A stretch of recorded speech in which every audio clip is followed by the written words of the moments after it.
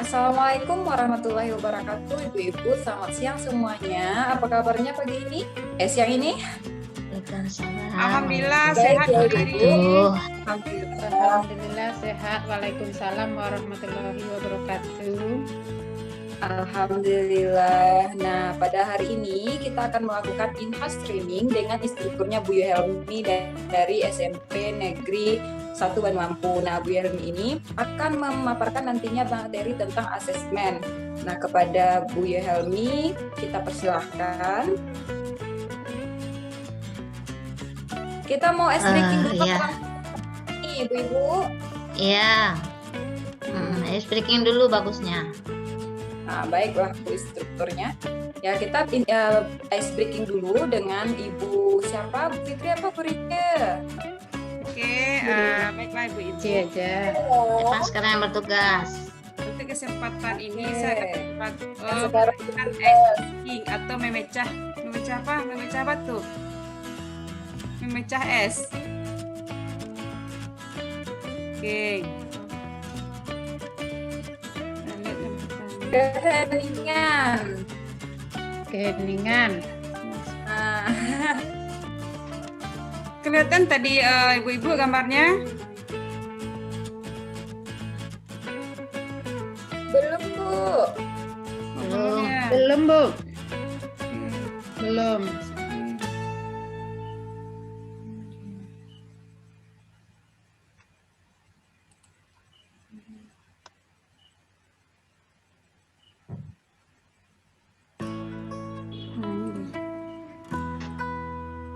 Kelihatan Ibu-ibu? Nah, ini lagi proses Bu Rice. Belum Udah lihat, kelihatan. Sudah. Ibu? Sudah, Bu. Sudah. Ibu kira-kira apa ini? Ini kupu-kupu nih ya. Bagaimana Bu Emi? Saya gambar kupu-kupu, Bu. Bu Fitri gambar kupu-kupu. Kayak kupu-kupu kayaknya. Ini Sirip ikan. kalau Bu Riri ikan. Sirip ikan bukan? Oke, kita lihat gambar aslinya.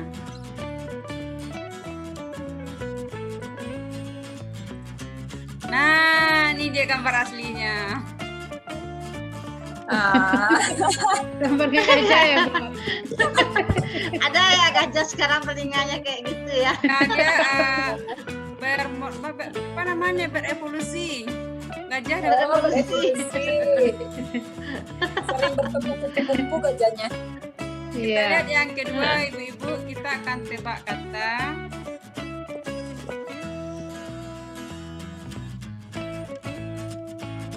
Nah, kira-kira di gambar ini angka apa saja yang muncul? 6, 8, Angka 9, Nah, Angka 6, angka 8, angka 9, Ya. angka 2, angka 4, 4, angka angka 1. satu. Nah, ya. Angka Ya. 6, angka 8, 8. 9, 2, 4, 1. 1. 7 bisa tambah satu lagi nih Ibu-ibu. Nah, ini 7. 1. Boleh lah. Boleh lah. Oke Ibu-ibu, demikianlah speaking kita pada kesempatan ini. Kita kembalikan kepada moderator. Wah, terima kasih kepada Bu Rice.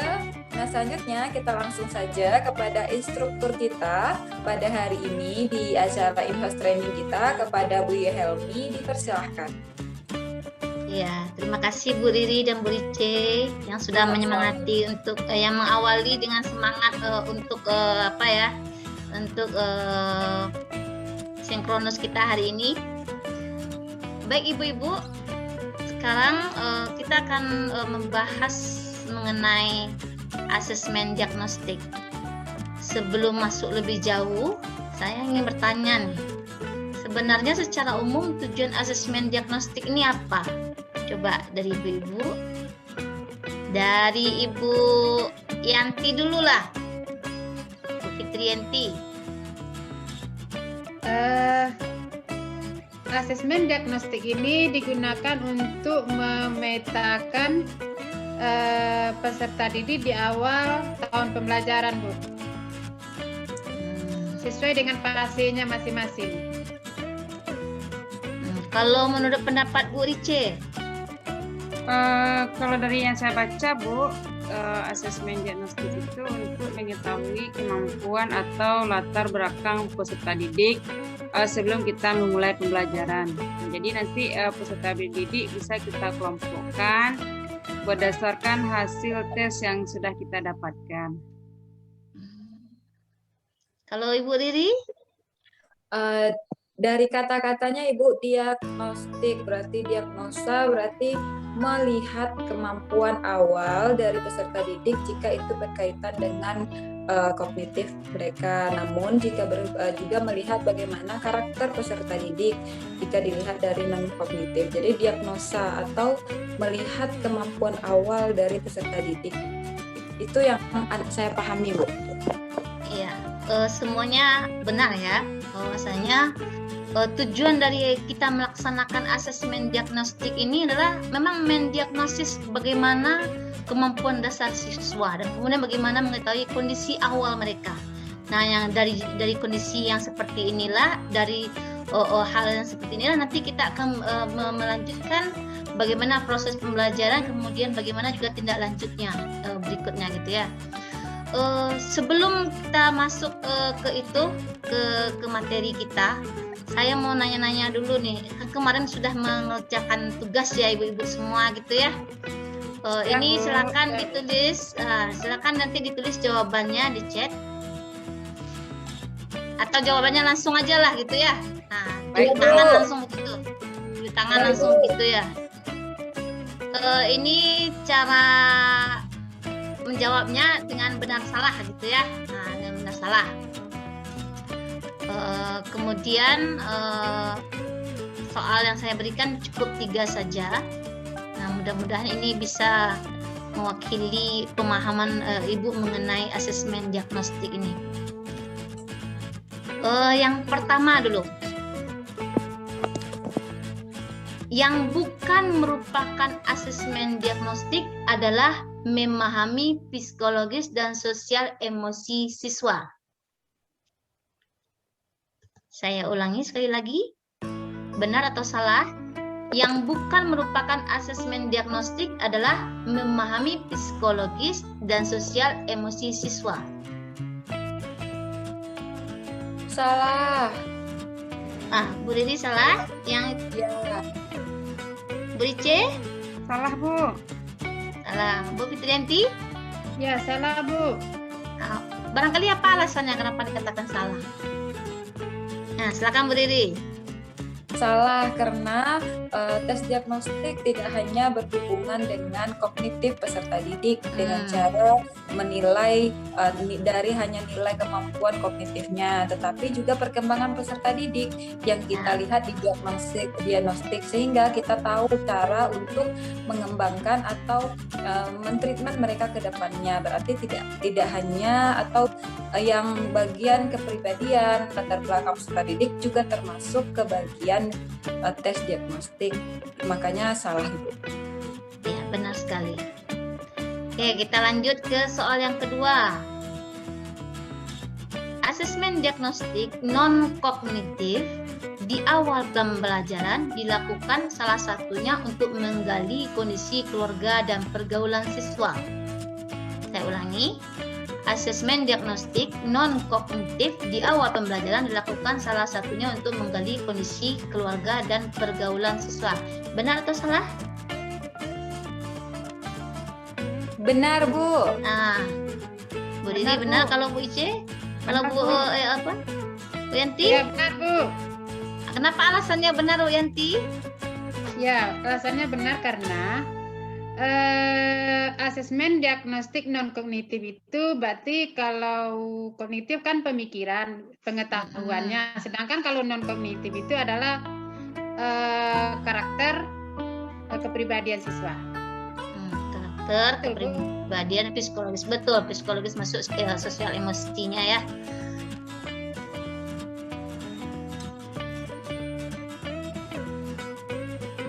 Sudah nampak ya Bapak Ibu-ibu? Sudah, Bu. Sudah. Oke. Oke, kita lihat dulu. Sudah semuanya ya? Sudah siap? Sudah Ibu, Nah, silahkan dilanjutkan. baiklah, untuk asesmen diagnostik ini, agenda kita di sesi ini yang pertama adalah menentukan tujuan dari asesmen diagnostik ini. Kemudian nanti asesmen diagnostik itu yang terbagi dua, ada asesmen diagnostik non kognitif, ada yang kognitif. Sekarang kita masuk dulu yang pertama, yaitu tujuan asesmen diagnostik. Tujuan asesmen diagnostik dulu ya.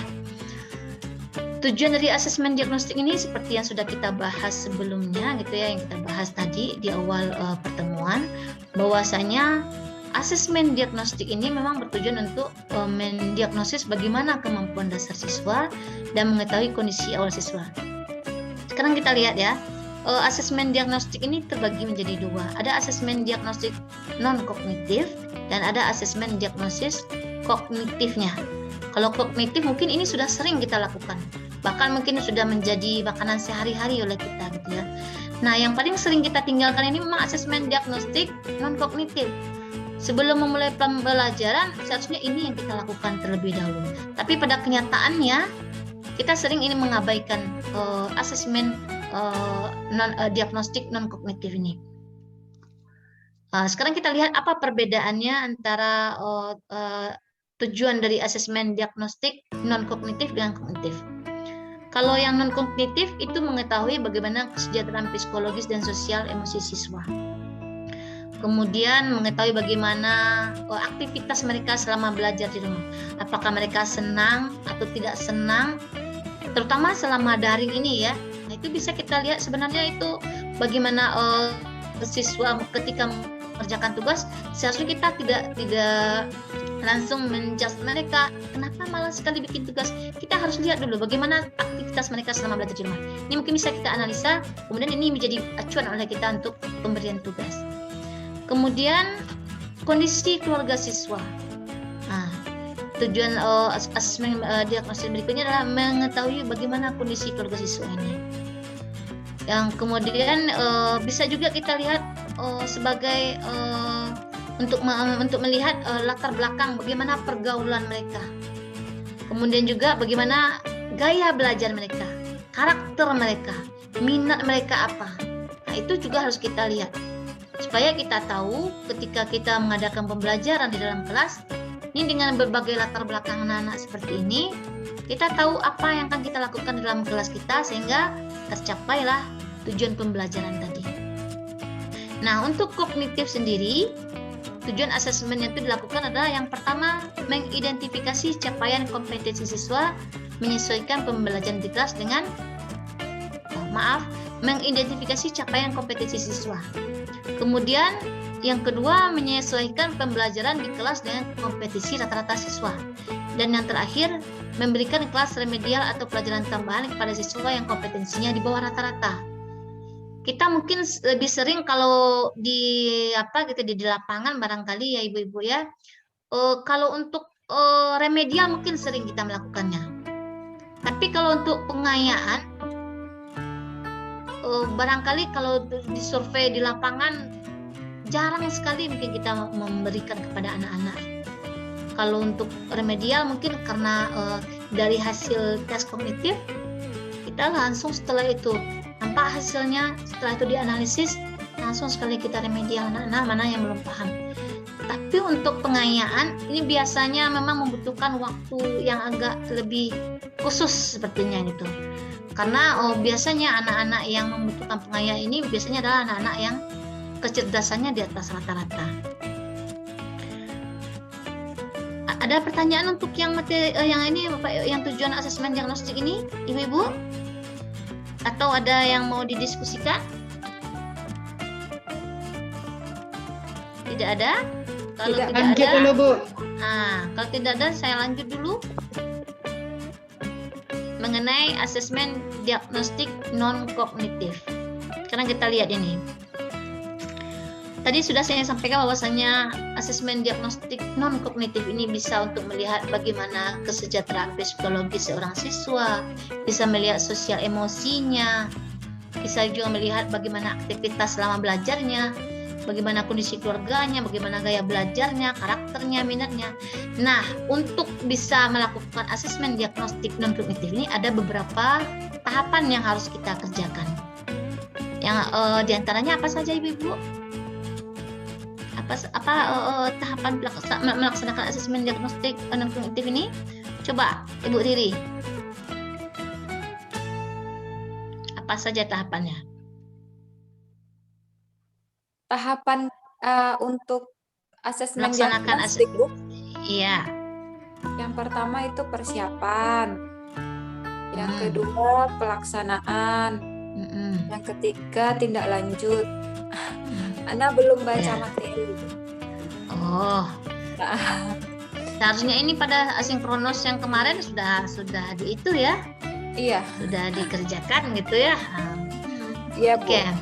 Nah, untuk asesmen diagnostik non kognitif ini, contoh kegiatan persiapannya yaitu kita bisa menyiapkan berupa alat bantu, berupa gambar-gambar yang mewakili bagaimana emosi siswa. Mungkin ada di sana emosi senangnya, sedihnya, gembiranya. Nah, ini bisa berupa gambar, bisa juga dalam bentuk pertanyaan juga bisa. Jadi tidak baku ya, tidak baku apa yang kita berikan pada asesmen diagnostik ini bentuknya seperti apa gitu ya. Nah, persiapan untuk pertanyaan itu kita harus buat dulu daftar kunci mengenai apa yang akan kita diagnosis gitu. Seperti bisa jadi kita bertanya seperti ini untuk pertanyaan yang akan kita ajukan kepada siswa. Apa saja kegiatanmu selama belajar di rumah? Apa hal yang menyenangkan ketika kamu belajar di rumah? Apa harapanmu? Ini contoh-contoh dari pertanyaan yang bisa kita lakukan gitu ya kepada peserta didik untuk melihat sejauh mana kesiapan mereka untuk pembelajaran dari segi dan kognitifnya. Kemudian mengenai asesmen diagnostik non kognitif ini kita bisa memadukan lebih dari satu satu kegiatan, bisa lebih dari satu kegiatan. Tidak harus tidak harus satu dengan gambar-gambar saja, dengan bercerita-cerita saja, enggak. Boleh kita menggabungkannya. Kalau dirasa memang perlu, silahkan itu dilakukan. Dan kemudian ketika kita memberikan asesmen diagnostik non kognitif ini, yang harus kita pahami terlebih dahulu bahwasanya pertanyaan yang kita berikan itu harus jelas dan mudah dipahami, tidak bermakna ganda gitu. Kemudian menyertakan acuan atau stimulus informasi yang dapat membantu siswa menemukan jawabannya. Nah, yang terakhir memberikan waktu berpikir pada siswa sebelum menjawab pertanyaan. Jadi jangan tergesa-gesa, karena bisa jadi peserta didik kita ini atau siswa kita ini dia akan berpikir dulu sebelum menjawab, dia akan dirasainya dulu, baru dia jawab, bukan secara spontan saja. Itu barangkali ya untuk tahap kegiatan dan pelaksanaannya. Nah, nanti dari hasil diagnosis kita ini kita analisis, kemudian baru kita berikan tindak lanjutnya. Baru kita dari asesmen diagnostik ini baru kita identifikasi. Nah, siswa A bagaimana ekspresi emosinya, apakah ada yang negatif. Nah, kalau seandainya ada yang negatif, apa tindak lanjut kita berikutnya? Barangkali kalau berbicara hanya empat mata dengan peserta didik atau siswa tersebut boleh. Nah, seandainya masih berkelanjutan, kita bisa dengan melibatkan orang tua. Nah, seperti itu kira-kira ya. Nah, mungkin saya ingin mendengar pengalaman dari ibu semua atau salah satu lah ya. Nah, bagaimana barangkali kalau saya rasa ibu ada yang melaksanakan asesmen diagnostik non kognitif ini, hanya saja barangkali tidak terdokumentasi lah seperti itu ya. Coba dulu dari Bu Ricia dulu. Mic-nya Bu Ricia belum nyala, Bu. Unmute, oke. Dari pengalaman saya untuk tes diagnostik non kognitif itu saya sebagai wali kelas itu sering melibatkan orang tua. Nah, jika tahapannya masih 1, 2 itu biasanya masih memanggil siswa, wawancara dengan siswa, tanya apa masalahnya, apa kendalanya. Tapi jika sudah masuk ke level yang agak rumit, itu biasanya kami sebagai wali kelas memanggil orang tuanya. Jika orang tuanya tidak berkesempatan, misalnya dengan alasannya kerja atau bagaimana, itu kami akan melakukan kunjungan rumah. Nah, jadi dari kunjungan rumah itulah kita nanti mengetahui bagaimana sebetulnya keadaan siswa, apakah benar seperti yang diceritakan atau tidak. Nah, itu bentuk diagnostik non kognitif yang sudah saya kerjakan di sekolah saya, Bu. Bagus sekali ya Ibu Ricie ya. Nah, yang sudah dilakukan Ibu Ricie itu merupakan salah satu bentuk dari asesmen diagnostik non kognitif. Dan itu mungkin terkadang mungkin tidak kita sadari bahwasanya kita sebenarnya sudah melakukan itu. Iya, Bu. Cuma mungkin belum terdokumentasi lah istilahnya gitu ya. Selama ini mungkin kita melakukan tapi tidak ada dokumentasinya. Sementara untuk masa sekarang, segala sesuatu yang kita lakukan itu harus ada dokumentasinya. Ada bukti fisik. Sehingga bisa melihat di jejak ikannya. Nah, ya, bukti fisiknya. Ada pertanyaan, Ibu-Ibu? Enggak, Bu, lanjutkan saja. Nah, kalau enggak, kita lanjut ya. Kita lanjut ke asesmen diagnostik kognitif. Kita lanjut ke asesmen diagnostik kognitif. Nah, asesmen diagnostik kognitif ini bertujuan mendiagnosis kemampuan dasar siswa dan topik sebuah mata pelajaran. Asesmen diagnostik kognitif ini kan terbagi dua, ada yang formatif, ada yang sumatif. Nah, ya. Asesmen diagnostik kognitif ini bisa kita lakukan secara rutin ya, Ibu-ibu semua. Boleh di awal pembelajaran, kemudian juga di akhir pembelajaran sesuai dengan topik pembelajaran kita. Nah, untuk asesmen formatif dengan sumatif ini harus ada kesesuaian ya, harus ada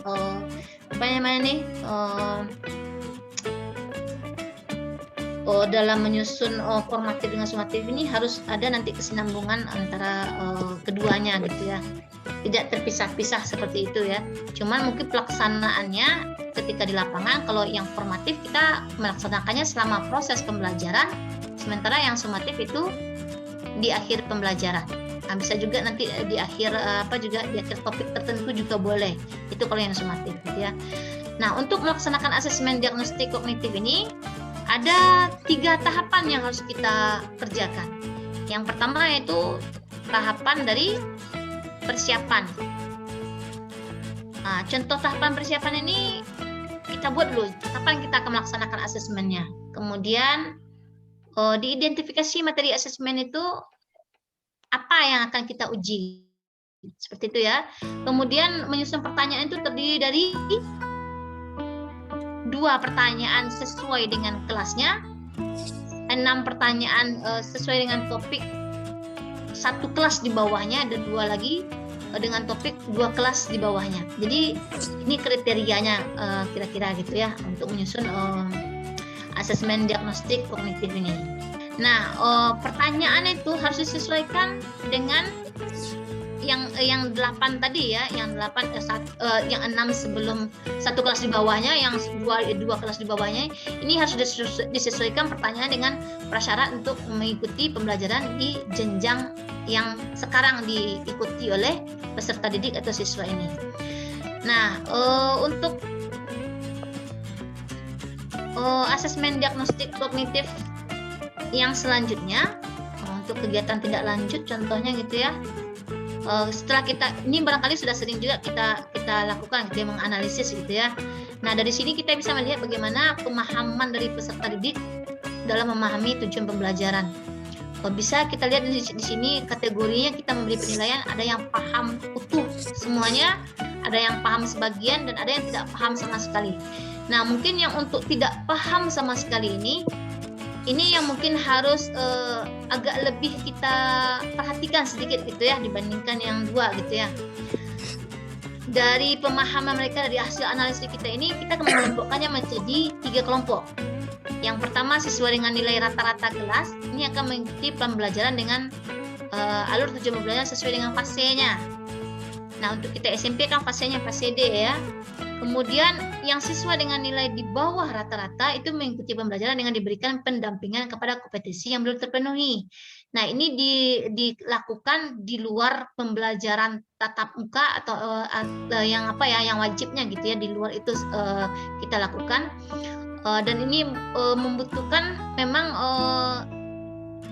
perhatian yang lebih banyak dari kita semua, karena untuk untuk anak-anak yang di bawah rata-rata ini biasanya kita mungkin kurang memahami juga gaya belajar mereka. Ini mungkin yang faktor yang paling membuat mereka seperti itu.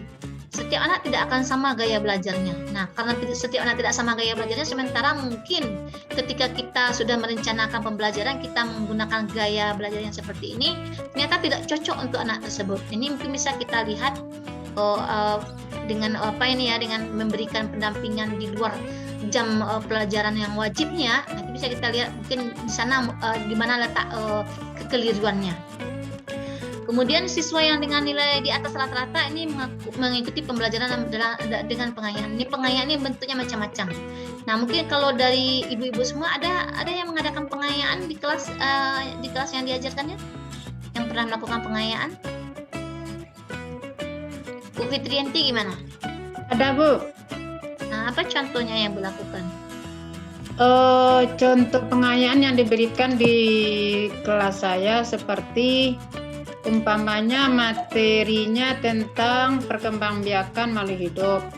Lalu siswa itu memahaminya dengan mendapatkan nilai kognitifnya yang di atas KKM atau di atas kelompok menengah ke atas. Nah, jadi ini dimasukkan ke dalam pengayaan. Pengayaan itu dapat berupa memberikan soal-soal dengan tingkat kesukaran tinggi, atau mungkin juga dengan membagi pengetahuannya dengan teman sejawat, begitu, Bu. Itu bisa juga dilakukan ya. Nah, ya ibu-ibu yang lain bagaimana? Selain yang bentuknya ya, kalau ini kan lebih ke apa materi ya. Silakan Bu Riri. Kalau Ana pengayaan itu, Bu, misalnya kan sama dengan Bu Fitrianti tadi, menaikkan level soal. Misalnya di tuntutan KD, kalau kita kan di kurikulum sebelumnya itu menggunakan KD. Di tuntutan KD misalnya hanya mengidentifikasi, Bu.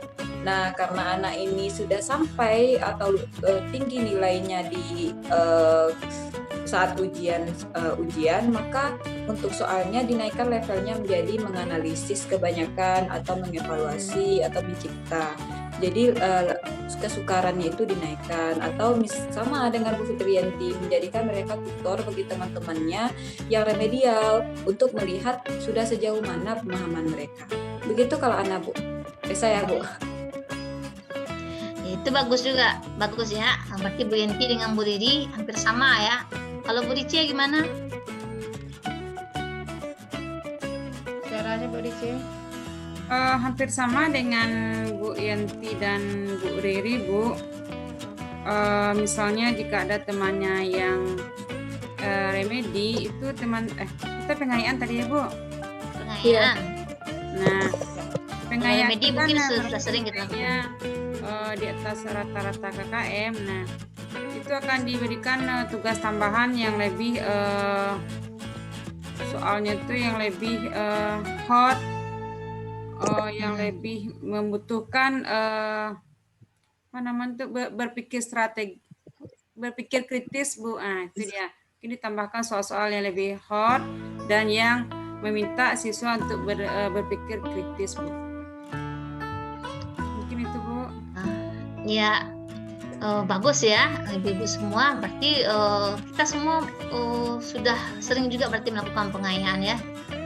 Dan saya berharap memang nanti di lapangan ini tidak terhenti begitu saja. Bahkan kalau perlu dikembangkan lah terus bagaimana bentuk pengayaan yang lain gitu ya. Tidak hanya berupa istilahnya kognitifnya tidak hanya berupa penaikan level soal saja. Dan kali bisa dalam bentuk yang lain seperti itu kira-kira ya. Baik. Itu mungkin materi kita. Kemudian contohnya contoh asesmen diagnostik itu mungkin bisa ibu-ibu lihat pada PPT yang sudah ibu upload ya, yang sudah diupload, itu sudah diberikan kepada ibu-ibu semua. Kalau ada untuk pertanyaan atau yang barangkali belum dipahami dari materi ini, silahkan kalau ada. Ya silakan Bu Didi. Mau nanya Bu, jadi sebenarnya tes formatif atau asesmen formatif ini yang biasa kita lakukan tuh seperti kuis ya Bu ya, kalau untuk sumatifnya itu seperti ujian. Nah, ada yang mau menjawab dulu? Bu Rice atau Bu Yanti dulu?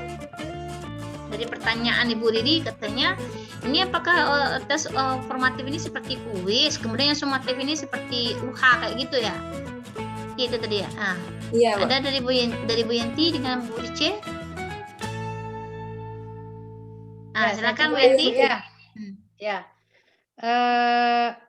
Kalau menurut analisa saya, tes formatif ini diberikan di sepanjang proses pembelajaran, mulai dari awal sampai terakhir, boleh dalam bentuk pengamatan, boleh dalam bentuk bukan pengamatan atau tertulis begitu. Contohnya kalau dalam diskusi kan kita melihat bagaimana keaktifan kegiatan dalam berdiskusi begitu. Sedangkan kalau sumatif biasanya itu kita melakukan tesnya tertulis. Kira-kira seperti itu, Bu. Bu Rice bagaimana? Kalau yang formatif itu saya setuju dengan Bu Yanti, Bu. Tapi saya masih bingung dengan sumatif nih, Bu. Contohnya seperti kita melaksanakan ujian mid semester atau ujian akhir semester, apakah itu masuk ke sumatif, Bu? Oke, saya jawab ya. Kalau yang untuk formatif memang ada yang tertulis, ada yang tidak tertulis. Yang jelas dia selama proses pembelajaran. Iya. Ini juga bisa melihat sejauh mana pemahaman anak ketika pembelajaran berlangsung. Nah, yang sumatif itu memang di akhir pembelajaran bisa juga di akhir topik. Setelah selesai satu topik kita kerjakan, kita laksanakan asesmennya juga bisa, atau sekian topik baru dilaksanakan asesmennya. Ini termasuk asesmen pada asesmen sumatif. Nah, jadi kalau apakah selama proses pembelajaran itu bentuknya kuis, boleh. Jadi kuisnya itu boleh secara tertulis, boleh secara lisan saja. Jadi tidak itu ya, tidak harus, tidak baku, harus tertulis semuanya, tidak. Jadi seperti itu ya Bu Didi. Ya Bu, terima kasih Bu Ibu. Masih ada lagi Ibu pertanyaannya mengenai materi kita ini? Bu, saya Bu. Berarti tadi yang masuk sumatif itu contohnya ulang harian ya Bu? Bisa. Ujian akhir semester masuk sumatif juga. Masuk juga. Ya. Berarti kalau sumatif itu berarti harus dituliskan ya Bu? Kalau sumatif, ya. Kalau yang formatif boleh secara lisan, boleh juga secara. Seperti yang Ibu berikan kita di awal acara tadi ya Bu? Iya, itu salah satu bentuknya itu ya. Kemudian dari tugas yang dikumpulkan kemarin, saya sudah melihat bagus semuanya tugasnya. Alhamdulillah ya, semua memenuhi target dari tugas yang saya berikan gitu. Alhamdulillah. Dan saya berharap memang ibu-ibu semua tetap semangat untuk melaksanakan pelatihan ini gitu ya. Barangkali itu dari saya. Kalau mau ada yang mau masih menambahkan atau mau bertanya, dipersilakan. Sudah Bu, sampai sejauh ini tidak ada lagi. yang paham Bu. Cukup jelas, Mudah-mudahan. sudah jelas. Mudah-mudahan nanti ini bermanfaat nanti ya ketika di lapangan untuk mempraktekannya.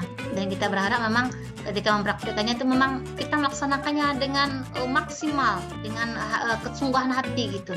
Karena untuk suatu ilmu itu akan selalu berkembang kalau kita tidak kalau ilmu itu selalu berkembang kalau kita seandainya tidak terus berlatih, tidak terus mencari ilmu-ilmu yang baru, kita akan ketinggalan dibandingkan yang lain gitu.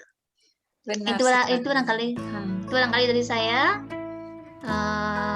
Saya mohon maaf kalau seandainya ada kesalahan dalam penyampaian materi ini. Assalamualaikum warahmatullahi wabarakatuh.